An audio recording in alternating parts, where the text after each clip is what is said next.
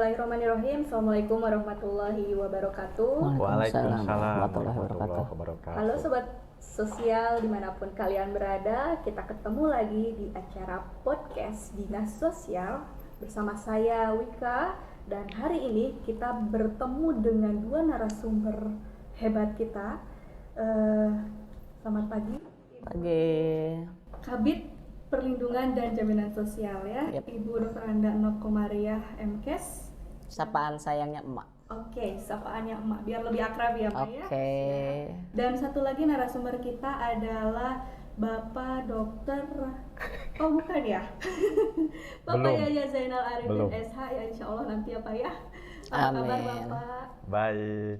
Oke, pada sehat-sehat ya Pak. Alhamdulillah. Walaupun kita dalam keadaan puasa, kita harus tetap semangat ya. Oke. Nah, sobat sosial, hari ini kita akan membahas tentang salah satu program bidang yang ada di Dinas Sosial, yaitu bidang perlindungan dan jaminan sosial. Oke, nah untuk lebih dalam kita akan tanyakan pada narasumber kita. Oke, Mak. Saya penasaran nih, sebenarnya kan ada bidang tuh banyak pasti ya, di Dinas Sosial ini ada bidang apa-apa. Nah, salah satunya perlindungan dan jaminan sosial.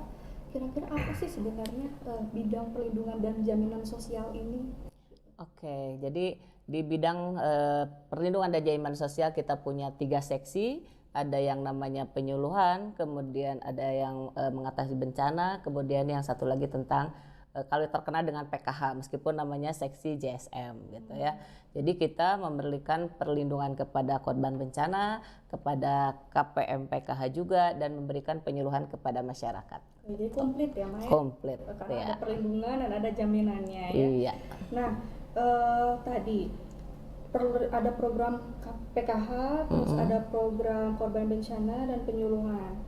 Ini pasti emak ini dibantu dengan personil-personilnya nih, pasukan emak nih. Yep. Siapa aja nih pasukan emak, ada berapa? Siapa aja?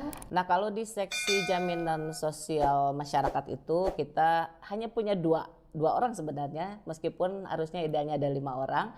Cuma karena memang ada perpindahan rotasi pegawai, maka kita hanya 2 orang. Ini salah satunya koordinator JSM Pak Yaya.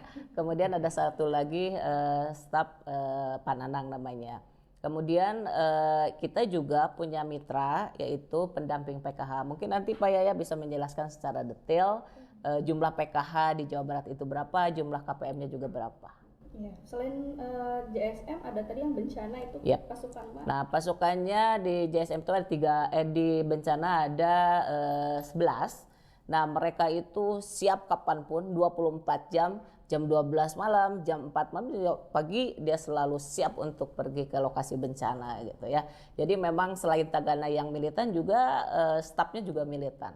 Ada perempuannya, Mak? Ada 3 orang perempuan. Dan Ya. mereka juga siap berarti ya? Siap, termasuk kabitnya juga selalu siap ke lokasi bencana ya. Harus ya Maya, apalagi bencana kan Harus, kita ya. nggak pernah tahu ya kapan datangnya. Nah, satu lagi yang tadi penyuluhan. Nah, yang penyuluhan itu kan salah satunya adalah ini nih. Jadi Iya. malu. Ya, jadi memberikan penyuluhan kepada masyarakat, banyaknya sih KIE ya, komunikasi, informasi, dan edukasi. Memberikan penyuluhan tidak hanya lewat memberikan penyuluhan secara face to face, tapi bisa melalui audiovisual. Salah satunya ini podcast juga mungkin ya, salah satunya untuk memberikan pengetahuan dan pemberian informasi kepada masyarakat tentang bagaimana kerja di Dinas Sosial ya, khususnya ini bidang Linjamsos. Baik, jadi Linjamsos mah lebih ke perlindungan dan jaminan. Iya. Nah, untuk kayak bantuan-bantuan gitu ada di Linjamsos nggak sih, Mah? Kalau bantuan sosial secara langsung tidak ada di kita, jadi itu given dari Kementerian Sosial, hanya data-data dari KPM PKH ada di kita gitu ya. Jadi yang bidang yang membidangi bantuan sosial khusus tidak di bidang Linjamsos. Berarti bukan. Bukan. Tapi ada bidang lain ya. Ada bidang lain yang menangani itu. Nanti mungkin akan dibahas di bidang Oke. lain ya, untuk Yap. yang bantuan sosial, karena kan Dinas Sosial tuh identiknya. Identik dengan bantuan sosial. Tapi kan karena kita banyak ada 4 bidang dan 1 sekretariat, ada pembagian tupoksi di situ, dan kita hanya data paling yang di kita disiapkan hanya logistik untuk ke lokasi bencana. Kalau bantuan sosial yang lain ada di bidang sebelah. Oke. Nah, untuk sekarang nih di tahun 2022 ini sibuk apa sih, Mbak? Bidang Linjamsos ini lagi pasti kesana kemari nih kan. Iya. Pandemi juga udah mulai menurun, mulai kembali sibuk. Nah, kira-kira Kalau kesibukan sekarang sih sebenarnya ya yang rutin dilaksanakan sebenarnya ke lokasi bencana, kemudian kita juga ketika ada korban, misalnya contoh yang di Papua itu ada korban yang dibakar itu ya, kemudian ada yang PLN juga, itu bekerja sama dengan kementerian dan kementerian yang mempunyai santunan dan kita mendampingi kementerian untuk memberikan santunan ahli waris untuk yang korban meninggal.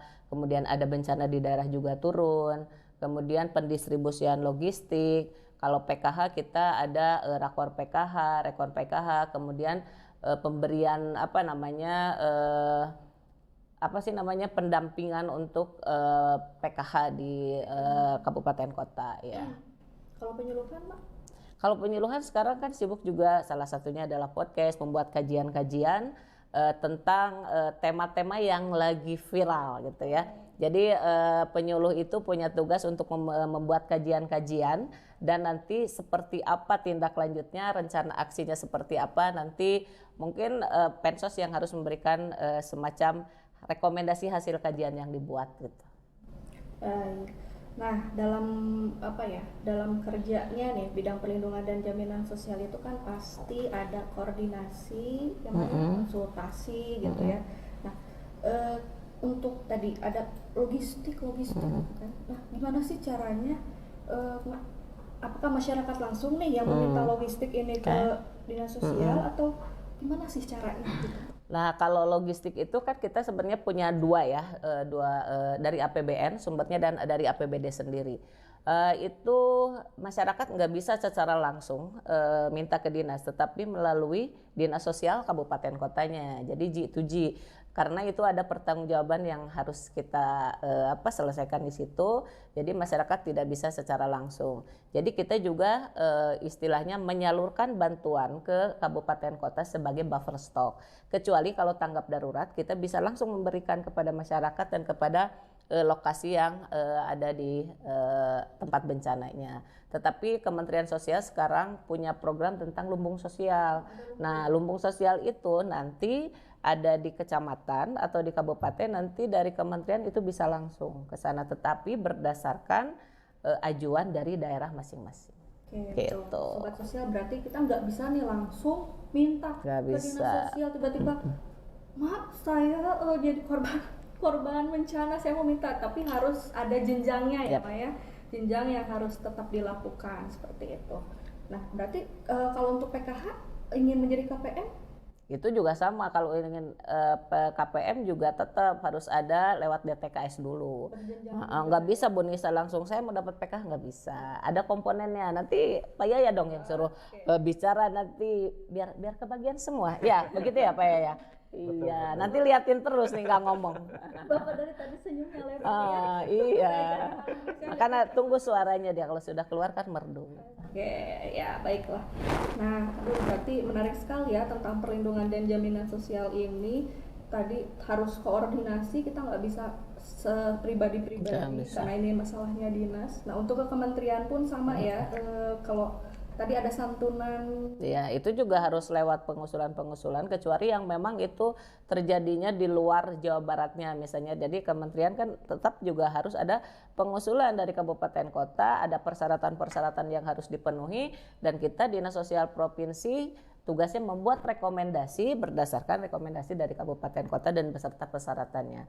Setelah itu terpenuhi baru itu bisa diberikan santunannya, dan bantuan apapun sama. Bantuan kayak BBR tuh bantuan bahan rumah, kemudian jaminan hidup itu juga dari Kementerian Sosial. Jadi nanti diberikan tapi sesuai dengan pengusulan dari kabupaten kota dan kita memberikan rekomendasi. Oke, next kita ke Bapak. Oke, silakan. Oke, Bapak ini koordinator tadi jaminan sosial ya Pak ya, program Keluarga Harapan.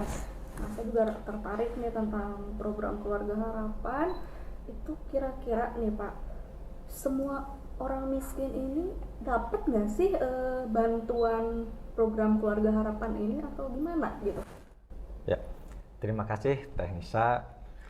Seperti yang tadi telah disinggung sama Emak, ada program pemerintah yang namanya program Keluarga Harapan. Program Keluarga Harapan ini disebut juga dengan bantuan tunai bersyarat. Nah, berarti masyarakat yang ingin mendapatkan program ini harus mempunyai syarat-syarat tertentu. Satu, misalkan dia ibu hamil. Yang kedua, dia mempunyai anak usia dini. Yang ketiga, anak SD. Dia mempunyai anak sekolah, misalkan SD atau SMP atau SMA gitu. Terus yang selanjutnya dia mempunyai lanjut usia. Ya, betul. Itu udah 60 tahun ke atas syaratnya. Yang terakhir, dia mempunyai disabilitas berat gitu, yang tidak bisa mendapatkan kebutuhan dasarnya atau tidak memenuhi kebutuhan dasarnya. Untuk kebutuhan dasar ini untuk ke seluruh tadi ya syarat kriteria dari penerimanya tadi ya. Betul. Dan berarti tidak semua orang miskin nih sob mendapatkan bantuan PKH. Betul. Ya. Hanya yang bersyarat saja yang bisa. Masyarakat yang miskin belum tentu dapat program PKH kalau dia tidak memenuhi syarat yang tadi saya sampaikan itu. Tapi ada bantuan lain mah ya? Ada ya Pak ya? Ada ya, beda lagi gitu. Beda lagi. Nah, nyangkut ke tadi program Keluarga Harapan dan Bapak koordinatornya, peran Dinsos Dinas Sosial Provinsi Jawa Barat dalam PKH ini apa sih Pak? Ya. Program Keluarga Harapan ini adalah program pemerintah pusat, tetapi kita Dinas Sosial Provinsi Jawa Barat tidak berlepas tangan. Tentu harus ikut serta mendukung suksesnya program pemerintah. Jadi apa yang dilakukan oleh Dinas Sosial Provinsi? Nah, di sini kita melakukan monitoring penyaluran bansos supaya lancar, supaya si bantuan itu sampai ke KPM gitu. Selain itu kita melaksanakan monitoring P2K2. Betul. Jumlah KPM nih Pak sekarang, jumlah KPM berapa? Lumayan banyak. Mungkin karena jumlah penduduk Jabar juga banyak gitu, jadi wajar kalau lebih banyak. Kan, ya. Kemarin kan COVID juga terimbas oleh COVID. Jadi nambah ya Pak ya? Betul. Sekarang jumlah KPM PKH itu sebesar 1.738.522 KPM. Banyak juga. Terbanyak di mana Pak? Nah, saat ini untuk tahap pertama ini yang terbanyak adalah di Kabupaten Cianjur. Betul. Sebanyak 127.880 KPM. Baik. Tadi disinggung sama Emak ya, ada pendamping. Pendamping nih yang bantu berarti ya. SDM-nya berarti kan apa saja Pak? Terus berapa kalau boleh tahu nih jumlahnya di Jawa Barat ini? Ya. Untuk melaksanakan atau untuk suksesnya program ini perlu didukung oleh SDM yang handal. Nah, kita Dinas Sosial tidak bisa kerja sendiri. Tentu ada mitra-mitra kita yang mensupport suksesnya program ini. Nah, kita mempunyai yang namanya itu koordinator wilayah. Ada juga koordinator kabupaten kota. Ada juga pendamping PKH. Nah, semua SDM ini ada sekitar 5.456 pendamping atau SDM PKH di wilayah Jawa Barat. Berarti banyak sekali ya. Mungkin ada tambahan dari Mak? Oke, jadi pada dasarnya kita Dinas Sosial Provinsi Jawa Barat itu, karena kita sebagai pembina di provinsi, punya kewajiban untuk monitoring dan memastikan proses bisnis PKH itu berjalan dengan lancar. Dengan cara kita memastikan ke kabupaten kota, koordinasi dengan Dinas Sosial Kabupaten Kota, dengan Korwil, Korkab, dan semua pendamping itu memastikan bahwa kewajiban-kewajiban dari PKH itu dilaksanakan dengan baik. Itu saja mungkin.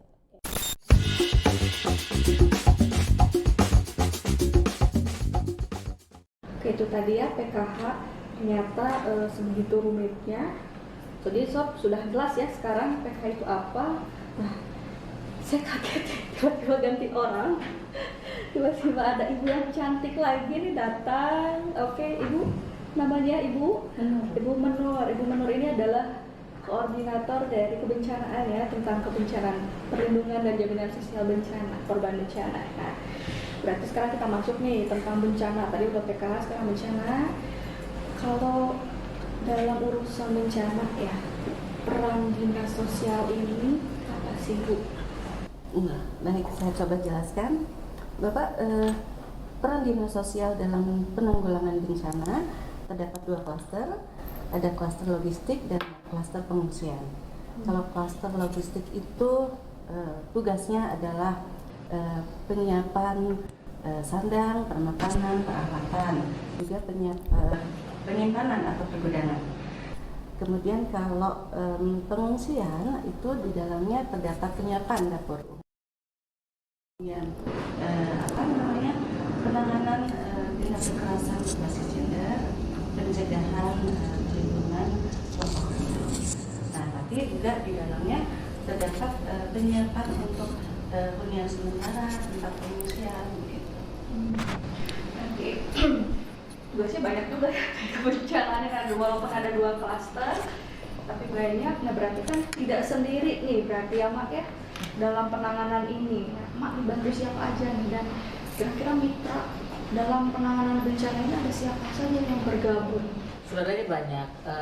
Peran kita tuh kan tidak hanya tadi, kita juga ada mitigasi bencana, ada pada saat bencana dan setelah bencana. Nah, itu semua kita berperan sebenarnya. Kalau mitigasi bencana misalnya pembentukan KSB, KWSB, peningkatan kapasitas tagana dan sebagainya, itu juga kan harus disiapkan. Termasuk tadi logistik, aset, rescue yang kayak gitu, itu juga di dalam mitigasi bencana gitu ya. Tetapi ketika pada tanggap darurat, kita akan bekerja sama dengan Dinas Sosial Kabupaten Kota, dengan relawan lain, dengan OPD-OPD terkait, terutama dengan BPBD mungkin sebagai leader ya. Leader kalau di Jawa Barat tuh BPBD Jawa Barat, Kalaknya ada, tapi kepala OPD-nya itu adalah Pasekda. Jadi Pasekda itu bisa memerintah langsung kepada OPD-OPD untuk menangani bencana pada saat itu. Jadi kita kerjasama, nggak mungkin kita dinas sosial aja atau BPBD saja atau dinas yang lain aja, nggak bisa. Jadi kalau bencana itu ada penanganan, ada TNI-nya, ada Polri-nya dan sebagainya gitu ya. Itu dalam tanggap darurat. Itu juga ada pengungsian, kemudian nanti pasca juga ada LDP, kemudian ada yang tadi Bu Menur sebutkan, ada Jaduk, ada BBR, ada santunan ahli waris dan sebagainya gitu. Memang banyak sekali pekerjaan kita gitu. Dengan banyaknya, tadi saya dengar KSB ya, apa sih KSB? Kepanjangan. Oke. Kawasan siaga bencana. Jadi ada KWSB, KWSB itu kawasan siaga bencana. KSB kampung siaga bencana. Sebenarnya nggak terlalu beda, cuma kalau kawasan itu lebih luas. Jadi ada di kecamatan, untuk jalur evakuasinya juga ada perbatasan antara desa-desa, kecamatan dan sebagainya. Nah, itu adalah berbasis masyarakat. Jadi kita kalau bencana itu tidak harus pemerintah semua, tidak harus lewat semua, karena 90% mereka selamat itu karena diri sendiri gitu. Jadi tidak menunggu bantuan, saya menunggu bantuan gitu ya. Nggak seperti itu gitu. Jadi tetap kita juga harus siap, masyarakat harus siap bagaimana menangani bencana, kemana saja misalnya jalur-jalur evakuasi dan sebagainya. Mereka harus tahu, disesuaikan dengan potensi bencana yang ada di daerah itu gitu. Kalau Pangandaran, oh berarti apa ya, bahaya apa ya? Tsunami berarti. Nah, berarti cara KSB dilatihnya untuk bagaimana ketika tsunami datang kita harus kemana. Beda lagi kalau misalnya oh ini rawan longsor. Nah, ketika longsor evakuasinya kemana, dan beda juga gitu. Jadi tidak semua KSB itu diberikan pelatihan yang sama, tetapi berdasarkan dari potensi yang ada di situ. Begitu Bu Wita. Jadi lebih ke persiapan ya. Ya, kalau mitigasi ya. Oke, ke persiapan. Terus tadi juga agak disinggung LDP itu apa? Layanan dukungan psikososial. Itu lebih ke Itu ketika pada saat ketika sekolah juga itu nanti kan ada trauma-trauma tersendiri gitu ya. Ketika ada trauma, bagaimana di sini, kalau dari sini ya Peksos, ya Pensos, ya Tagana bisa menguatkan mereka. Bagaimana mereka bisa beraktivitas kembali. Bagaimana mereka ketika di pengungsian itu mereka juga bisa menjalankan kesehariannya gitu. Jangan sampai saya mah dari pengungsian, kumarelawan saya menungguan mau masak nampi, tidak seperti itu. Jadi kenapa ada dapur umum? Dapur umum sebenarnya kata yang sangat apa sih dapur umum, kita juga biasa kan. Penting ya, Mak. Padahal dapur umum teh ketika kita misalnya korban itu selamat, mereka lapar, pasti akan mencari dapur umum. Nah, gitu. Jadi dapur umum itu dua kata yang menimbulkan kebahagiaan buat korban bencana. Gitu. makanan selalu dicari ya, Iya. pastinya. Terus di ini sedikit Bu Wika mungkin Mak, ada Tagana itu tadi ya Mak ya. Ya. Tagana itu kemarin baru ulang tahun ya Mak. Oh, Tanggal 24 Maret. 24 Maret. Ke-18. Selamat para Tagana ya, sudah ulang tahun di 24 Maret. Happy Milad Tagana ke-18. Semoga tambah militan. Amin. Ya. Semoga tambah jadi relawan lagi. Iya. Ya. Lebih sigap lagi ya. Ya, Tagana lebih sigap. Tagana Jabar Wani Jabar Juara. Sip, oke. Nah, kita lanjut Mak. Tadi kan Mak tuh menyinggung bencana itu tsunami ya Mak, kalau di Pangandaran, mungkin kalau di pegunungan longsor gitu ya. Apakah bencana itu kan alam berarti ya? Apakah alam saja gitu atau bencana itu ada yang lain nggak sih Mak? Ada. Ya, maka gimana mau Iya, menjelaskan?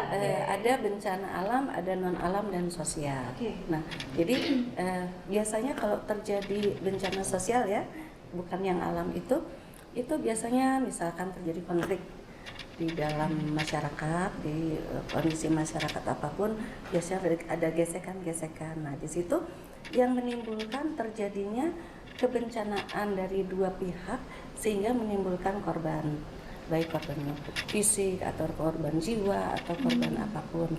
Nah, disitulah turun Kementerian Sosial maupun Dinas Sosial, yang dalam hal ini adalah Kementerian Sosial yang memberikan santunan gitu ya Mak ya. Mediasi itu mungkin ya, mediasi Sebelum untuk itu keduanya sebelum gitu. itu memang terjadi proses mediasi di tengahi gitu ya. Kemudian nanti baru kalau ada korban dari Kementerian Sosial memberikan santunan begitu. Saya menambahkan, kalau konflik itu kan tidak seperti Tagana yang turun ke lapangan harus siap dengan fisik dan sebagainya ya. Iya. Tapi ini juga ada pelopor perdamaian. Kalau pelopor perdamaian itu sebenarnya harus diberikan kompetensi untuk komunikasi. Dan yang lebih baik lagi adalah bagaimana kita bisa preventif ya, karena kalau sudah terjadi kan susah ya. Iya. Tapi bagaimana seorang pelopor perdamaian bisa mengantisipasi supaya konflik itu tidak terjadi. Itu yang paling bagus kalau untuk pelopor perdamaian dan untuk konflik, karena kalau sudah terjadi konflik pasti kan ada korban, dan itu juga pendekatannya itu pasti akan berbeda dengan pendekatan yang dilakukan oleh Tagana. Oke, jadi ada dua pilar ya Iya. yang mendukung untuk di bencana ini. Nah, terakhir mungkin penyuluhan nih Mak. Itu penyuluhan boleh. Iya, boleh silakan. Mak kita Ya, karena koordinatornya sedang dalam sakit ya. Untuk penyuluhan ini kegiatannya kalau boleh tahu Mak, tadi sudah dijelaskan sedikit ya Mak, agak lebih rinci. Oke. Jadi kalau penyuluhan itu sebenarnya kan kita juga punya Pensos yang ada di OPD ya, yang profesional, ada juga yang namanya Pensosmas. Pensosmas itu yang direkrut untuk memudahkan kita ya sebagai kepanjangan tangan dari Pensos untuk memberikan informasi-informasi di daerahnya masing-masing.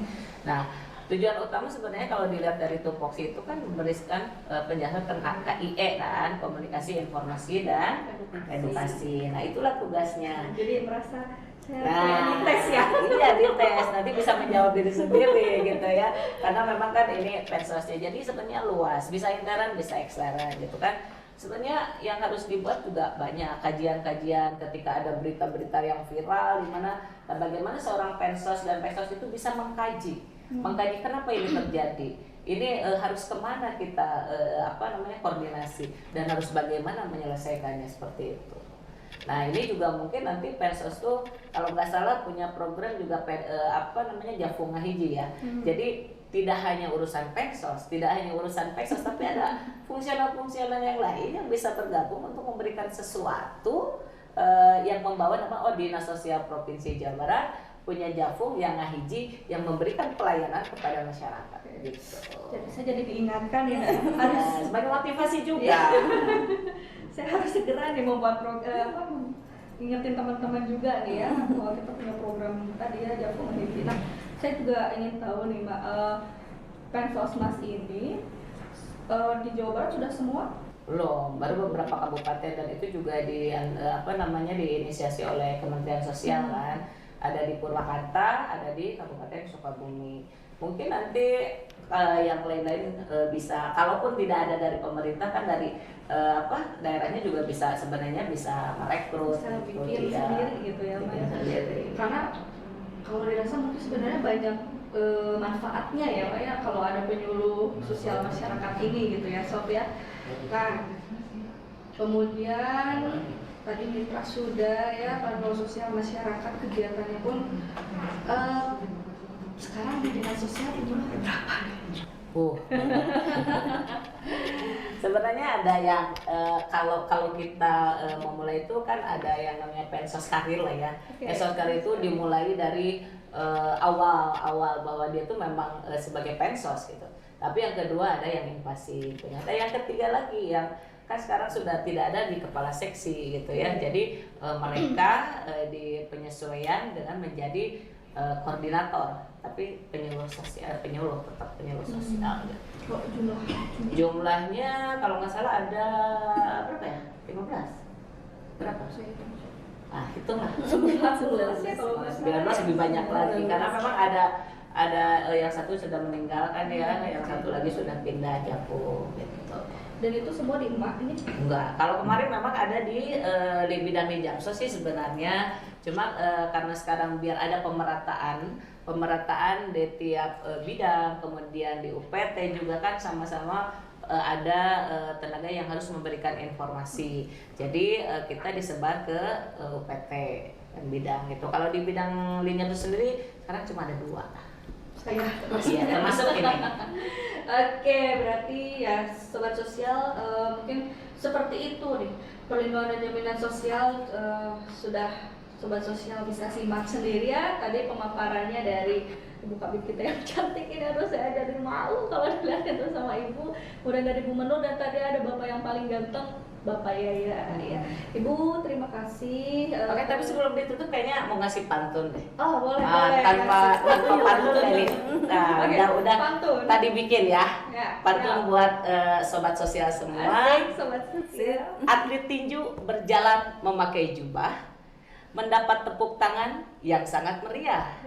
Mari ASN Dinsos terus berkiprah sambil puasa Ramadan yang berkah.